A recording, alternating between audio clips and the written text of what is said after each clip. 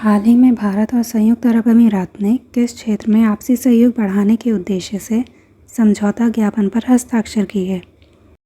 इसका correct answer है समुद्री क्षेत्र की सुरक्षा।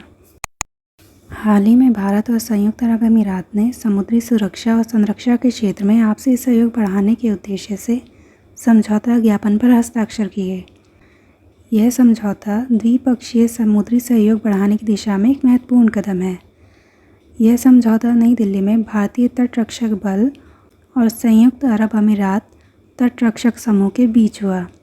यह समझौता 13वीं संयुक्त रक्षा सहयोग समिति बैठक के दौरान संपन्न हुआ। इस समझौते पर भारत की तरफ से भारतीय तटरक्षक बल प्रमुख परमेश शिवमणि और यूएई की तरफ से ब्रिगेडियर खालिद ओबैद शामशी ने हस्ताक्षर किए। इस समझौते का उद्देश्य क्षेत्रीय समुद्री सुरक्षा को सशक्त बनाना और आपसी सहयोग को बढ़ावा देना है। इस समझौते के तहत समुद्री खोज और बचाव अभियानों में साझा प्रयासों को बढ़ावा मिलेगा।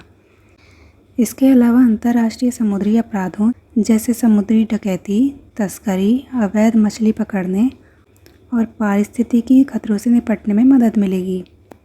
साथ ही समझौते के तहत समुद्री कानून परिवर्तन के क्षेत्र में संयुक्त प्रशिक्षण और अभ्यास किए जाएंगे और समुद्री प्रदूषण की स्थिति में संयुक्त प्रतिक्रिया और प्रबंधन को सुदृढ़ किया जाएगा। दोनों पक्षों ने हिंद महासागर क्षेत्र में स्थायित्व और व्यापारिक मार्गों की सुरक्षा का संकल्प दोहराया है।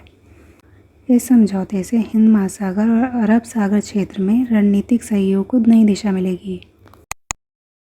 हाल ही में अमेरिका ने भारत से आयात होने वाले उत्पादों पर कितने प्रतिशत आयात शुल्क लगाने की घोषणा की? इसका करेक्ट आंसर है 25%। हाल ही में अमेरिका ने भारत से आयात होने वाले उत्पादों पर 25% आयात शुल्क लगाने की घोषणा की है। ये नया टैरिफ 1 अगस्त 2025 से प्रभावी हो जाएगा। अमेरिका का यह कदम भारत और अमेरिका व्यापार रिश्तों पर सीधा असर डाल सकता है। ट्रंप का कहना है कि रूस से तेल और हथियार की खरीद जारी रखने पर भारत को अतिरिक्त दंड भी भुगतना होगा। इस नए टैरिफ से भारतीय मैन्युफैक्चरिंग, फार्मा, आईटी सेक्टर जैसे कई क्षेत्रों से अमेरिका को होने वाले निर्यात पर असर पड़ सकता है। ट्रंप ने भारत पर अमेरिकी आयात पर अधिक टैरिफ लगाने और सबसे कठोर व्यापार बाधाएं लगाने का भी आरोप लगाया है। गौरी उत्सव, जो नृत्य, संगीत और अभिनय का संगम है, किस राज्य में प्रमुख रूप से मनाया जाता है? इसका करेक्ट आंसर है राजस्थान। गौरी उत्सव, जो नृत्य, संगीत और अभिनय का संगम है, राजस्थान में प्रमुख रूप से मनाया जाता है। यह महोत्सव मुख्य रूप से राजस्थान के दक्षिणी हिस्से, खासकर उदयपुर, डूंगरपुर, बसवाड़ा, चित्तौड़गढ़ और प्रतापगढ़ जैसे जिलों में भील जनजाति द्वारा मनाया जाता है। इस महोत्सव का आयोजन श्रावण पूर्णिमा के बाद 40 दिनों तक चलता है। यह पर्व गौरखिया माता को समर्पित है, जिन्हें भील समुदाय की संरक्षिका देवी माना जाता है। गौरी उत्सव में गांव-गांव जाकर खेल नामक लोक नाट्य प्रस्तुत किए जाते हैं, जिनमें धार्मिक और पौराणिक कथाएं होती हैं। इस पर्व में देवी पार्वती की भी पूजा की जाती है, जिन्हें भील समुदाय अपनी बहन के रूप में देखते हैं। वर्ष 2025 में आईसीसी दिल्ली में इसकी पहली फोटो प्रदर्शनी लगाई गई। इस प्रदर्शनी के माध्यम से भील संस्कृति को राष्ट्रीय मंच पर पहुंचाया गया। इस प्रदर्शनी के आयोजन का मकसद था जनजातीय विरासत को संरक्षित करना और जन जन तक पहुंचाना। नए नियमों के अनुसार विश्व रैंकिंग प्रतियोगिताओं में शामिल होने के लिए महिला एथलीटों को किस परीक्षण से गुजरना अनिवार्य होगा? इसका करेक्ट आंसर है SRY जिन परीक्षण। नए नियमों के अनुसार विश्व रैंकिंग प्रतियोगिताओं में शामिल होने के लिए महिला एथलीटों को SRY जिन परीक्षण से गुजरना अनिवार्य होगा। विश्व एथलेटिक परिषद द्वारा हाल ही में ये घोषणा की गई। यह नए नियम 1 सितंबर 2025 से अंतर्राष्ट्रीय रैंकिंग प्रतियोगिताओं में महिला एथलीटों के लिए अनिवार्य रूप से लागू होंगे। यह नए नियम पहली बार टोक्यो 2025 के विश्व एथलेटिक्स चैंपियनशिप से लागू हो जाएंगे। SRY जीन परीक्षण यह एक जैविक मार्कर है जो लिंग निर्धारण में मदद करता है। यह परीक्षण प्रक्रिया गाल की रगड़ या ब्लड सैंपल से की जाएगी। प्रत्येक टेस्ट सदस्य देशों की निगरानी में कराया जाएगा। इन नए नियमों को लागू करने का उद्देश्य है महिला स्पर्धाओं की निष्पक्षता और सुरक्षा को बढ़ाना है। निम्न में से किस देश ने यूट्यूब एवं अन्य सोशल मीडिया प्लेटफॉर्म्स पर आयु सत्यापन नियम सख्त कर दिए हैं? इसका करेक्ट आंसर है ऑस्ट्रेलिया। ऑस्ट्रेलिया ने सोशल मीडिया पर बच्चों की सुरक्षा के लिए आयु सत्यापन के नियम कड़े कर दिए हैं। ऑस्ट्रेलियाई सरकार ने घोषणा की है कि यूट्यूब एवं अन्य सोशल मीडिया प्लेटफॉर्म दिसंबर 2025 से यह सुनिश्चित करेंगे कि इनके यूज़र्स की आयु कम से कम 16 वर्ष हो।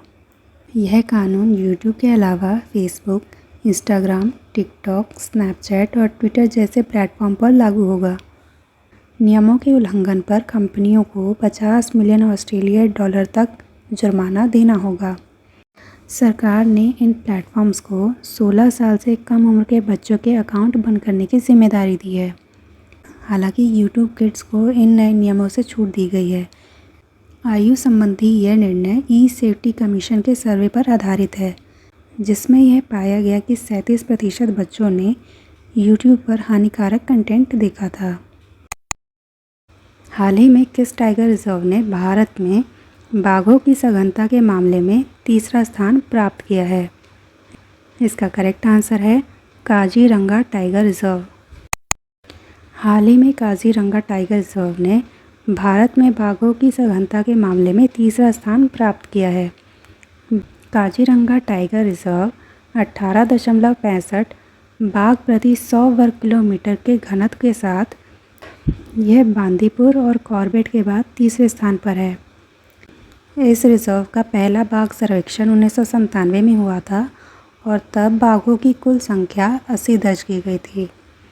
रिजर्व की हालिया रिपोर्ट के अनुसार काजीरंगा के 1307.49 वर्ग किलोमीटर क्षेत्र में 148 बाघों की गणना की गई है। यह आंकलन दिसंबर 2023 से अप्रैल 2024 तक कैमरा ट्रैप विधि से किया गया है। बाघों की संख्या में वृद्धि का कारण।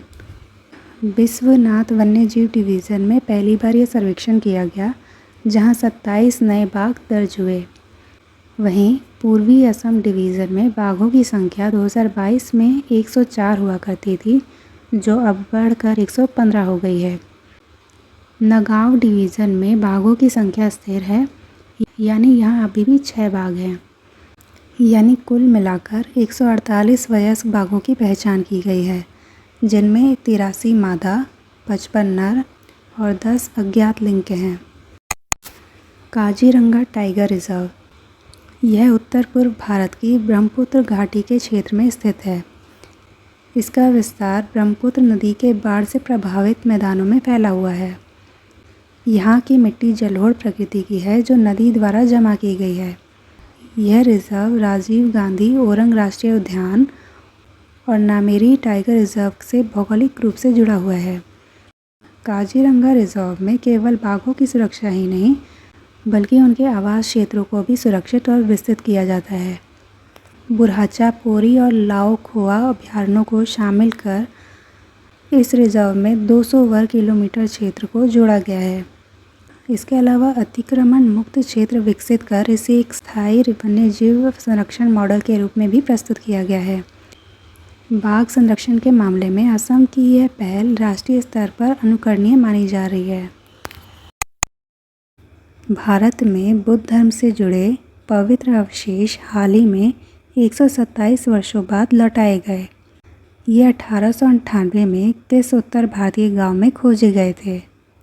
इसका करेक्ट आंसर है पिपरहवा।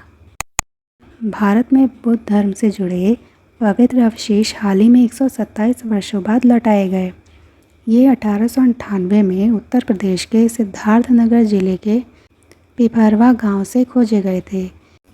इन अवशेषों को भगवान बुद्ध के पार्थिव अवशेष माना जाता है और यह भी माना जाता है कि यह 3री शताब्दी ईसा पूर्व में बुद्ध अनुयायियों ने इन्हें स्थापित किया था। इन अवशेषों की खोज ब्रिटिश इंजीनियर विलियम क्लैक्सटन पेपे ने की थी। इन अवशेषों का अधिकांश भाग 1899 में कलकत्ता के इंडियन म्यूज़ियम में सुरक्षित कर दिया गया, लेकिन इनके परिवार के पास इसका कुछ हिस्सा मौजूद था जो इन्हें विदेश ले गए। हाल ही में इन अवशेषों को हांगकांग में नीलामी के लिए सूचीबद्ध किया गया था, लेकिन भारत के संस्कृति मंत्रालय ने इस नीलामी केंद्र को कानूनी नोटिस भेजकर यह नीलामी रुकवाई। इन अवशेषों की वापसी में भारतीय संस्कृति मंत्रालय और गोदरेज इंडस्ट्रीज ग्रुप की अहम भूमिका रही है। पिपरवा खोज को भारत की सबसे प्रमुख बौद्ध पुरातात्विक उपलब्धियों में से एक माना जाता है।